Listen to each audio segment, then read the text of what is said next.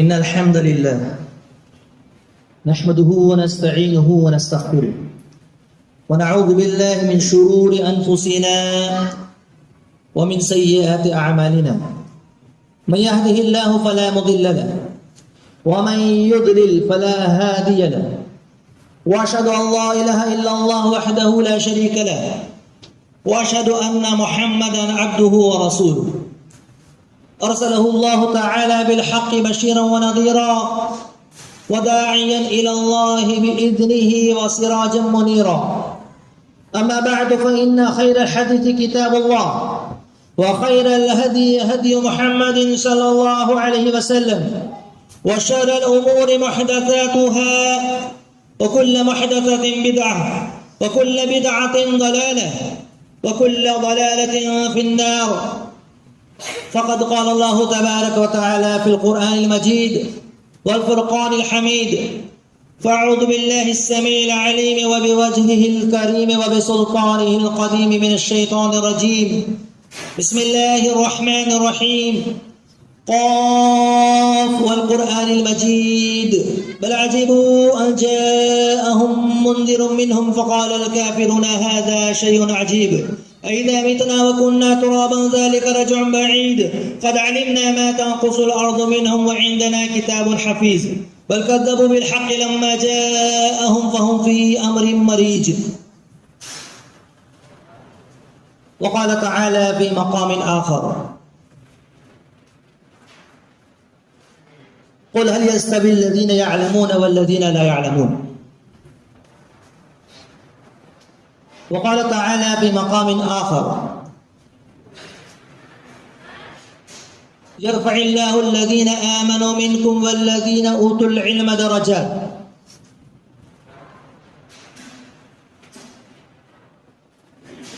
وعن معاوية رضي الله عنه قال: قال رسول الله صلى الله عليه وسلم: من يرد الله به خيرا يفقهه في الدين. أخرجه البخاري. وعن أنس بن مالك رضي الله عنه قال: قال رسول الله صلى الله عليه وسلم: إن من أشراط الساعة أن يرفع العلم ويثبت الجهل. أخرجه البخاري. سبحانك لا علم لنا إلا ما علمتنا إنك أنت العليم الحكيم. رب اشرح لي صدري ويسر لي أمري واحلل عقدة من لساني يفقهوا قولي. اللهم انفعني بما علمتني وعلمني ما ينفعني وزدني علما.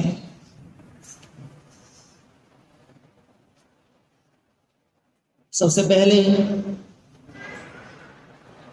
تمام قسم کی حمد و ثنا، کبریائی، بڑائی، بزرگی، بالاتری، عزت و جلال لائق اور سزاوار ہے اللہ وحدہ لا شریک، خالق کائنات، مالک ارض و سما کے لیے، جس نے ہمیں اور آپ کو پیدا فرمایا اور تمام مخلوقات میں سب سے زیادہ مکرم، افضل، بہتر اور برتر بنایا. وَلَقَدْ كَرَّمْنَا بَنِي آدم. ہماری ہدایت اور رہنمائی کے لیے آسمان سے کتابوں کا نزول فرمایا، جس کی آخری کڑی معجزے کی شکل میں جو قیامت تک باقی رہنے والی ہے قرآن کریم ہے. اور انبیاء اور رسول کو بھیجا جنہوں نے اللہ کے پیغام کو انتہائی امانت داری، دیانتداری کے ساتھ اللہ کے بندوں کو پہنچایا. ان تمام انبیاء کرام پر درود و سلام نازل ہو، خصوصاً تمام انبیاء کے سردار احمد مجتبیٰ محمد مصطفیٰ صلی اللہ علیہ وسلم پر، جنہیں رب العزت نے رحمت للعالمین بنا کر کے مبعوث فرمایا. مختصر حمد و ثنا کے بعد محترم حاضرین جمعہ، بزرگان دین، میرے نوجوان دوستوں، پردہ نشین مائیں اور بہنیں، جن حالات سے ہم اور آپ دوچار ہیں، ہم میں سے کسی سے بھی ڈھکی چھپی چیز نہیں ہے۔ اخبار ہم دیکھتے ہیں، ٹیلی ویژن میں نیوز، خبریں جس طریقے سے ذہن و دماغ میں خصوصی طور پر مسلمانوں کو یا ہماری آنے والی نسلوں کی تبدیلی کے لیے، ان کے عقیدے کے بگاڑ کے لیے جو کوششیں جاری ہیں، ہم اور آپ اچھی طرح جانتے ہیں، یا جاننے کے باوجود ہم انجان بننے کی کوشش کرتے ہیں۔ ایسے حالات میں ہماری اور آپ کی ذمہ داری کیا ہونی چاہیے؟ پیارے نبی جناب محمد رسول اللہ صلی اللہ علیہ وسلم نے واضح طور پر ارشاد فرما دیا تھا۔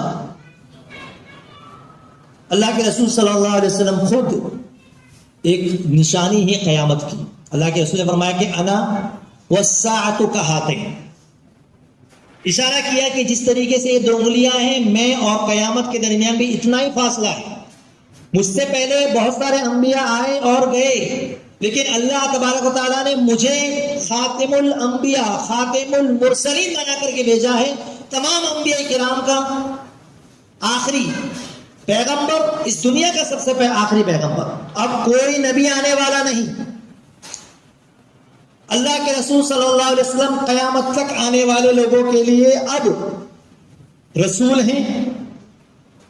آپ کا پیغام تمام لوگوں کے لیے۔ اس کے علاوہ بھی بہت ساری نشانیاں اللہ کے رسول صلی اللہ علیہ وسلم نے بیان فرمائی قیامت کی۔ ہم قیامت کے بالکل قریب ہیں۔ جیسے جیسے ہم آگے بڑھ رہے ہیں، جیسے جیسے دن گزر رہے ہیں، جیسے جیسے یہ مہینے، یہ تاریخ، یہ سال، یہ لمحات جیسے جیسے آگے بڑھ رہے ہیں، ہم ویسے ہی قیامت کے قریب ہو رہے ہیں۔ قیامت کی چھوٹی چھوٹی نشانیاں اللہ کے رسول صلی اللہ علیہ وسلم نے بیان فرمائی کہ بڑی بڑی نشانیاں جب آ جائے گی تو اس کا مطلب اب قیامت واقع ہو گئی، اب زیادہ دور نہیں ہے قیامت، جب بڑی نشانیاں ظاہر ہو جائے گی۔ اور اس کی طرف بھی اشارہ فرمایا کہ عیسیٰ علیہ السلام کا نزول ہوگا، دجال آئے گا، یاجوج ماجوج، اور یہ تمام کی تمام چیزیں۔ ایک روایت کے مطابق 10 اور کئی زیادہ جو بڑی علامات ہیں۔ میرا ٹاپک قیامت کی نشانیاں نہیں ہے، لیکن جو میں بتانا چاہتا ہوں آپ توجہ سے سنیں۔ اس سے پہلے چھوٹی چھوٹی علامتیں اور نشانیاں ہیں۔ ان چھوٹی علامتوں اور نشانیوں میں نے جو حدیث آپ کے سامنے پیش کی ہے بخاری کی، انس بن مالک رضی اللہ تعالیٰ عنہ کی، اللہ کے رسول نے فرمایا کہ انہی نشانیوں میں سے، چھوٹی چھوٹی نشانیوں میں سے ایک نشانی یہ بھی ہے، ان من اشراط الساعة ان يرفع العلم ويثبت الجهل، علم اٹھا لیا جائے گا، جہالت عام ہو جائے گی۔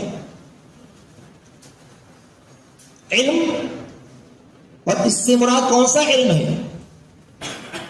اس حدیث میں جس علم کے اٹھائے جانے کا ذکر کیا گیا ہے کہ قیامت کی نشانی ہے، اس سے مراد شریعت کا علم ہے، قرآن اور حدیث کا علم ہے۔ لوگ شریعت کے بارے میں نہیں جانیں گے، علم اٹھا لیا جائے گا، اور فرمایا جہالت عام ہو جائے گی، اور اسی جہالت کے نتیجے میں دین کے بارے میں معرفت نہیں ہوگی، دین کو لوگ نہیں جانیں گے، جاننے کی طلب نہیں ہوگی، جس کی وجہ سے معاشرہ جاہل رہے گا۔ اور اس جہالت کے نتیجے میں وہ تمام امور جو شریعت منع کرتی ہے، شریعت جس سے روکتی ہے، جس میں بڑے سے بڑا جرم قرار دیا گیا، شریعت میں جو بڑے سے بڑا گناہ قرار دیا گیا، لوگ اس کا ارتکاب کریں گے، اس کو انجام دیں گے، اور کسی کو کوئی پرواہ نہیں ہوگی۔ سود کھایا جائے گا، جھوٹ سر عام بولا جائے گا، جھوٹ بولنے والے کو معلوم ہوگا کہ کتنا بڑا جرم کا ارتکاب کر رہا ہے، لیکن اس کی پرواہ نہیں ہوتی، زنا عام ہو جائے گا. اسی حدیث میں آگے فرمایا کہ زنا عام ہو جائے گا، شراب نوشی عام ہو جائے گی. آپ دیکھیے، غیروں کو چھوڑیے، جو اللہ کو نہیں مانتے ان کی بات میں نہیں کرتا، مسلمانوں میں، ہماری قوم کے اندر، ہماری جماعت کے اندر کتنے ایسے نوجوان گمراہی کے شکار شراب نوشی کی لت میں مبتلا ہے کہ نہیں ہے؟ یہ جہالت کا نتیجہ ہے. جب شراب عام ہو جائے گی تو پھر اس کے نتیجے میں زناکاری، بدکاری، بے حیائی، لواطت، اغلام بازی، تمام کی تمام چیزیں اس کے نتیجے میں آنا ہی آنا ہے. جتنے بھی گناہ، جو چھوٹے سے لے کر کے بڑے سے بڑا، ہمارے گھر کے اندر سے لے کر کے ہمارے سماج، معاشرے اور سوسائٹی تک، جسے عمومی طور پر انجام دیا جاتا ہے، اجتماعی طور پر انجام دیا جاتا ہے، جس میں کوئی حرج نہیں سمجھا جاتا، منع نہیں سمجھا جاتا، اس کی اصل بنیاد اور وجہ کیا ہے؟ جہالت عام ہو جائے گی، علم اٹھا لیا جائے گا، اور علم کے اٹھائے جانے کی مختلف شکلیں ہو سکتی ہیں. حصول علم کی دلچسپی ختم ہو جائے گی. پہلا، ہم کچھ سال پہلے پیچھے چلے جائیں، بچوں کو مدرسے میں بھیجنے کا ایک شوق ہوتا تھا، ایک جذبہ ہوتا تھا کہ نہیں، میرا بچہ عالم بن کر کے آئے، دین کی تبلیغ کرے، ممبر و محراب سنبھالے، مصلی اور امامت کو سنبھالے، قرآن کا حافظ بنے، قرآن کا قاری بنے، لوگوں کی اصلاح کا فریضہ انجام دے. آج ایسے گھر، ایسے گھرانے، ایسے خاندان، ایسے لوگ خال نظر آتے ہیں. مادیت پرستی، مال اور دولت اور زر پرستی نے ہمارے ذہن و دماغ پر ایسا اثر چھوڑا ہے کہ ہمیں کچھ نظر نہیں آتا. اگر بچے کو عالم بنائیں گے تو وہ کیا کھائے گا، اپنے گھر والوں کو کیا کھلائے گا؟ فلاں مولوی اتنے سال ہو گئے، وہ ترقی نہیں کر سکا، اس نے نہ گھر بنوایا، اس کے بچے فلاں مدرسے کے اندر فیس معاف کرا کر کے پڑھ رہے ہیں. ہمارے بچے ایسے نہیں ہونے چاہیے. تو ہم نے ترجیح دی، ہمارا بچہ کیا بنے؟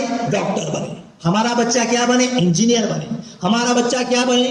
ہمارا بچہ، ہمارا لڑکا، ہماری لڑکی سوسائٹی کی، سماج کی، شہر کی سب سے بڑی یونیورسٹی میں پڑھنے والی ہو، ایک نامچین ڈاکٹر ہو، ایک نامچین انجینئر ہو. ان تمام چیزوں میں، تاکہ یہ بچہ جب ڈگریاں حاصل کر لے، اس کے پیچھے جو ہم نے لاکھوں روپے خرچ کیے ہیں، دوبارہ ریٹرن اس کا ڈبل ہو کر کے ہمیں واپس ہو، یہ کما کر کے ہمارے بڑھاپے کا سہارا بنے، ہمارا فیوچر. افسوس کی بات ہے کہ ہم فیوچر کر کے دنیاوی اعتبار تو سوچتے رہ گئے، لیکن آخرت کے اعتبار سے جو ہمارا حقیقی طور پر مستقبل ہے، ہمارا فیوچر ہے، اس کے بارے میں ہم نے نہیں سوچا. اسی وجہ سے بچہ 10 سال کا، بچہ 12 سال کا، 15 سال کا جوان ہو چکا، بالغ ہو چکا، اسے طہارت کے مسائل نہیں معلوم، قرآن اسے پڑھنا نہیں آتا، نازلہ پڑھنا نہیں آتا، تجوید کے ساتھ، قرات کے ساتھ پڑھنا تو دور کی بات ہے. ہمارے بچے بڑے بچے ہو چکے ہیں، انہیں ابھی تک نورانی قاعدے میں، ابھی تک سیکھ ہی رہے ہیں، سیکھنے کے مرحلے سے ہیں، جبکہ انگریزی تو بہت اچھی طرح بول لیتے ہیں. میرے اس خطبے کا مقصد، معافی میں چاہتا ہوں اور معذرت چاہتا ہوں کہ ان لوگوں کو تکلیف پہنچانا نہیں ہے جن کے بچے کالج میں پڑھتے ہیں، جو انجینئر بنا رہے ہیں، ان کے اوپر نکتہ چینی نہیں ہے. یقیناً ہمیں اپنے بچوں کا مستقبل دیکھنا ہے، لیکن آپ پہلے اپنے بچے کو دیندار بنائیے، قرآن کی تعلیم دیجیے، نبی کی سنت کی تعلیم دیجیے، تاکہ سچی محبت وہ کر سکیں. اس کے بعد جو بنانا چاہیں آپ، دنیا کی فیلڈ میں آپ بنائیے. مختصر طور پر آج کے خطبہ جمعہ میں میں آپ کے سامنے یہ بتانے کی کوشش کرتا ہوں کہ اہل علم کا کیا مقام ہے، کیا مرتبہ ہے. سبحان اللہ. سب سے پہلے تو جو شرعی علم جو حاصل کر لیتا ہے اس کا کوئی مقابلہ ہی نہیں. ایک ایسا شخص جس کے پاس علم نہیں ہے، یہ میں نہیں کہتا، قرآن آپ کھولیے سورہ زمر آیت نمبر 9، اللہ رب العزت نے ارشاد فرمایا قل، اے نبی کریم صلی اللہ علیہ وسلم آپ کہہ دیجئے هل يستوي الذين يعلمون والذين لا يعلمون، تم میں سے جن کو علم دیا گیا اور جو علم سے کورے رہے وہ کبھی بھی برابر نہیں ہو سکتے. جس طریقے سے رات اور دن برابر نہیں، اندھیرا اجالا برابر نہیں، اسی طریقے سے علم، اہل علم اور جن کے پاس علم نہیں ہے وہ برابر نہیں ہو سکتے. بلندی، سر بلندی کس کو ملے گی؟ رفعت اور بلندی کا حقیقی حقدار قرآن کی روشنی میں کون ہے؟ کیا ہم اپنے بچے کو وہ بلندی نہیں دینا چاہتے جو قرآن دینا چاہتا ہے؟ قرآن تو یہ کہتا ہے یرفع اللہ الذین آمنوا منکم، اللہ رب العزت نے ان کے مقام کو بلند کیا، ان کے مقام کو اونچا کیا. کن کے؟ جن کو ایمان سے نوازا گیا. ایمان ہونے کی حیثیت سے ہم سب برابر الحمدللہ. جو غیر مسلم ہیں ان کے مقابلے میں ہم اس زمرے میں تو آ چکے. ایمان کی نعمت سے اللہ رب العزت نے ہمیں سرفراز کر دیا.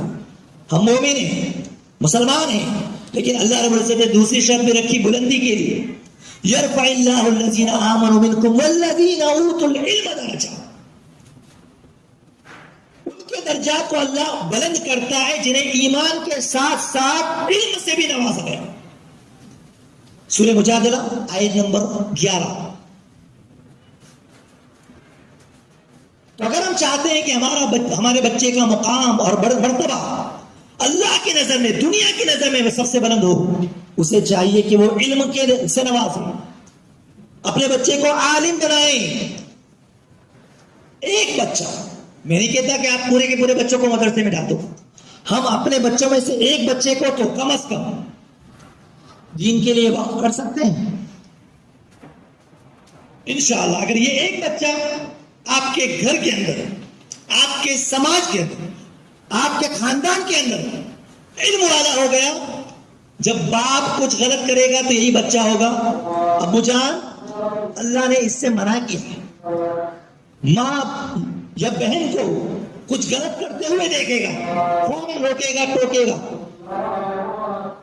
امی یہ شریعت میں درست نہیں ہے، آپ بے پردہ ہو کر کے باہر جا رہے ہیں، اسلام اس کی اجازت نہیں دیتا. یہی روکنے والا بچہ صبح و شام قرآن کی تلاوتوں سے گھر گونجے گا، اور پڑھنے کا فائدہ پورے خاندان کو، پورے کنبے قبیلے کو ہوگا کہ نہیں ہوگا؟ بچہ آئے گا پڑھ کر کے تو اپنے آپ علم کو اندر تو نہیں رکھے گا، کسی نہ کسی کو سکھائے گا. جس چیز کو سکھائے گا اور اس کے بولنے سے، اس کی بات سے جو اصلاح کرے گا اس کا بھی اجر و ثواب. بچے کو علم کی راہ پہ کس نے لگایا؟ اس قربانی کو برداشت کس نے کیا؟ ماں باپ نے. اب بچہ جب بن کر کے آئے گا، عالم بن کر کے آئے گا، حافظ بن کر کے آئے گا، جتنے لوگوں کو نماز پڑھائے گا ان تمام کی نماز کا اجر و ثواب امام کو، اور اس کا اجر و ثواب اس کے ماں باپ کو. سبحان اللہ، کتنا اونچا مقام ہے. حدیث کی روشنی میں ہم دیکھیں، معاویہ رضی اللہ تعالی عنہ حدیث کے راوی ہیں. اللہ کے رسول صلی اللہ علیہ وسلم نے ارشاد فرمایا من یرید اللہ بہ خیرا یفقہہ فی الدین، اللہ تبارک و تعالیٰ تم میں جس کے ساتھ بھلائی کا ارادہ کرتا ہے اسے دین کی سمجھ عطا فرما دیتا ہے، وہ مسائل کو سمجھنے لگتا ہے، علم کی روشنی میں وہ اپنی اصلاح کرتا ہے، دوسروں کی اصلاح کرتا ہے. یہ اللہ نے اس کے ساتھ خیر کا ارادہ کیا. جس کے ساتھ اللہ بھلائی کا ارادہ کرے. اور قیامت کی نشانی کا میں نے ذکر کیا، حذیفہ بن یمان رضی اللہ تعالیٰ عنہ حدیث کے راوی وہ بیان کرتے ہیں کہ اللہ کے رسول صلی اللہ علیہ وسلم نے فرمایا کہ ایک زمانہ ایسا آئے گا کہ اسلام اسی طرح بوسیدہ ہو جائے گا جیسا کہ کپڑا پہننے کے بعد اس کے نقشوں کی نگار بوسیدہ ہو جاتے ہیں، پرانے ہو جاتے ہیں، اسلام بھی پرانا ہو جائے گا. یہاں تک کہ لوگ اسلام کی بنیادی باتوں سے ناواقف ہو جائیں گے. ما صیام ولا صلاۃ ولا صدقۃ ولا نسک. لوگوں کو یہ بھی نہیں معلوم ہوگا کہ روزہ کیا ہے، نماز کیا ہے، زکوٰۃ صدقہ و خیرات کسے کہتے ہیں، قربانی کیا ہے، نہیں معلوم لوگوں کو. آج ایسے لوگ مسلمانوں میں پائے جاتے کہ نہیں پائے جاتے. قربانی نہیں کرنا چاہیے کہتے ہیں، ان کی باتوں میں، غیروں کی باتوں میں آ کر کے قربانی دکھلاوا ہے. جتنے روپے کی تم قربانی کرتے ہو کسی غریب کو کھانا کھلا دو. حج کرنے کے بجائے یتیم کھانے چلے جاؤ، فلاں کی مدد کر دو، فلاں کی شادی میں اتنے روپے دے دو. پھر آگے چل کر کے یہی لوگ کہیں گے نماز پڑھنے کا کیا فائدہ، نماز پڑھنے کی جتنا وقت تم نماز میں صرف کرتے ہو اس سے اچھا کسی کی مدد کر دو تو تمہیں ثواب اس کا ڈبل مل جائے گا. نعوذ باللہ. اس طریقے سے اسلام کے ایک ایک رکن کو لوگ مٹاتے جا رہے ہیں اور ایسے لوگوں کی تائید کرنے والے بھی پیدا ہوتے جا رہے ہیں. بچائے گا کون؟ حق کی دعوت ان تک پہنچائے گا کون اگر ہم سب صرف دنیا مال دولت اس کے پیچھے چلے جائیں؟ اس علم کی حفاظت کون کرے گا؟ اللہ کے رسول صلی اللہ علیہ وسلم نے واضح طور پہ فرمایا، ابن ماجہ کی روایت، یہاں تک کہ اسی روایت میں آگے یہ کہا کہ ایک بوڑھی عورت باقی رہ جائے گی اور وہ یہ کہیں گے لا الہ الا اللہ، یہ کلمہ، صرف یہ کلمہ باقی رہ جائے گا، سب کچھ اٹھا لیا جائے گا. اور وہ بھی کیا کہیں گے کہ لا الہ الا اللہ یہ کلمہ ہم نے کہیں سنا ہے، اپنے خاندان میں کسی سے سنا تھا، اس کے علاوہ کچھ نہیں، نہ نماز، نہ روزہ، نہ حج، نہ زکوٰۃ، سب ختم. قیامت کے قریب دھیرے دھیرے ہم بھی قیامت کے قریب بڑھتے جا رہے ہیں. ہمارے اندر سے بھی تمام چیزیں دھیرے دھیرے ختم ہوتی جا رہی ہیں. کیا ہم اپنے گھر کے اندر غور نہیں کرتے؟ عبادت کا ماحول کہاں رہا؟ ہماری مسجدیں ویران، ہمارے گھر کے اندر گانے، میوزک بلند آواز سے بجتے ہیں لیکن قرآن کی صدائیں سنائی نہیں دیتی، نہ گھر والے پڑھتے ہیں. میرے بھائیوں، میرے دوستوں، ضرورت اس بات کی کہ اس معاملے میں ہمیں غور و فکر کرنا چاہیے اور اپنے بچوں کا ایڈمیشن مدرسوں میں کرانا چاہیے. یہی بچہ اگرچہ آج اس کے پاس دنیا کی کوئی چیز نہیں، کوئی نوکری نہیں، پیسے نہیں، گھر اس نے نہیں بنایا، کرائے کے گھر میں رہتے رہا، مسجد کے گھر میں رہتے رہا، لیکن اس کا ایمان سلامت ہے.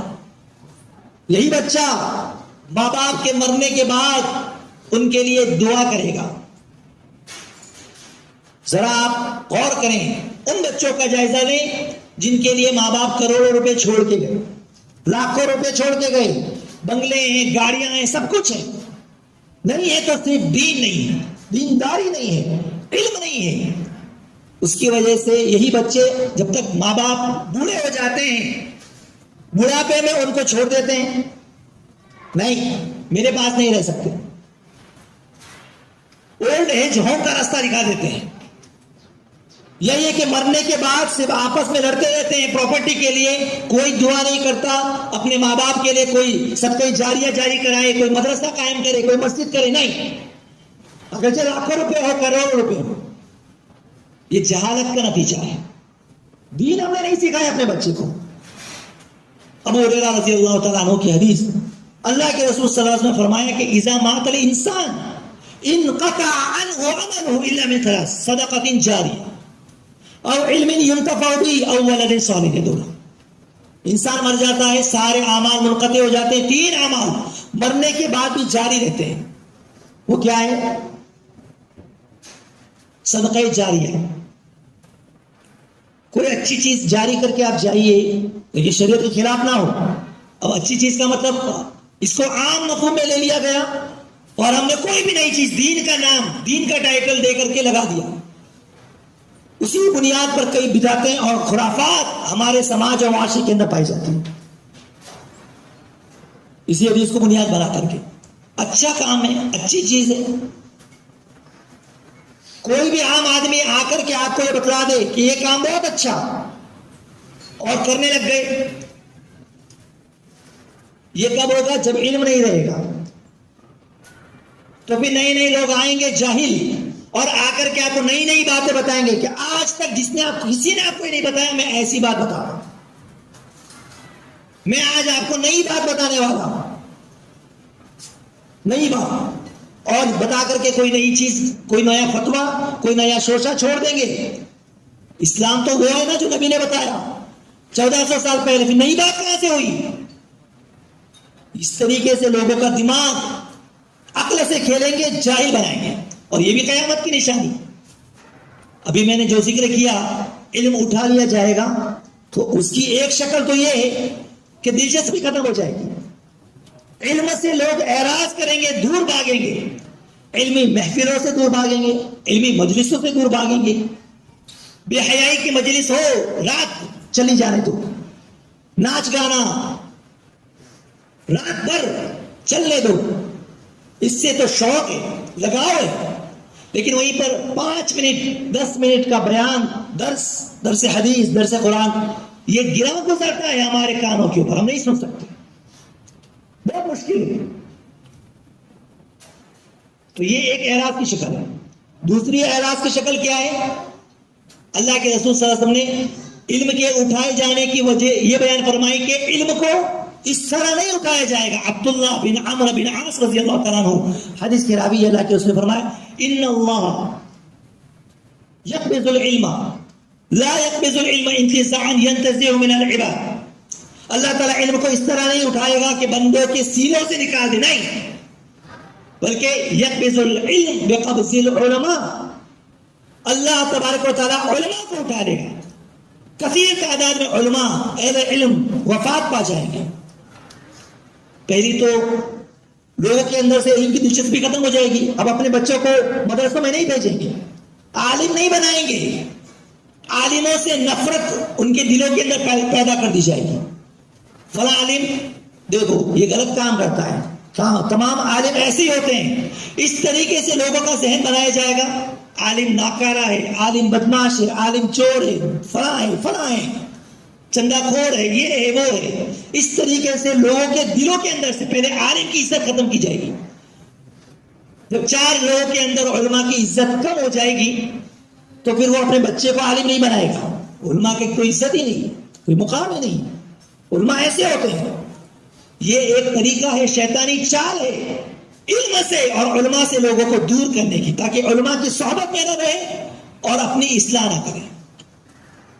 پھر ان کی جگہ خالی نہیں رہے گی. حدیث نے ہمیں واضح طور پر فرمایا کہ علماء ختم ہو جائیں گے تو ان کی جگہ باقی نہیں، خالی نہیں رہے گی، بلکہ ان کی جگہ پر قبضہ ہو جائے گا. کس کا؟ اتخذ الناس رؤوسا جہالا فافتوا بغیر علم فضلوا واضلوا. اس کی جگہ پر جاہلوں کو لوگ اپنا سردار بنا لیں گے، اپنا پیشوا، اپنا رہبر، اپنا قائد، اپنا امام بنا لیں گے. پھر وہ جہالت کے نتیجے میں جیسا جس جگہ پر لے کر کے جائے گا اسی جگہ پر یہ لوگ جائیں گے. جیسا فتویٰ دیں گے بغیر علم کے ویسے لوگ عمل کریں گے، ویسے ان کی چاندنی کے پیچھے، چودراہٹ کے پیچھے یہ لوگ بھاگیں گے، خود بھی گمراہ ہوں گے، دوسروں کو بھی گمراہ کریں گے. اس لیے ضروری ہے ہم اپنے بچوں کو علم کے زیور سے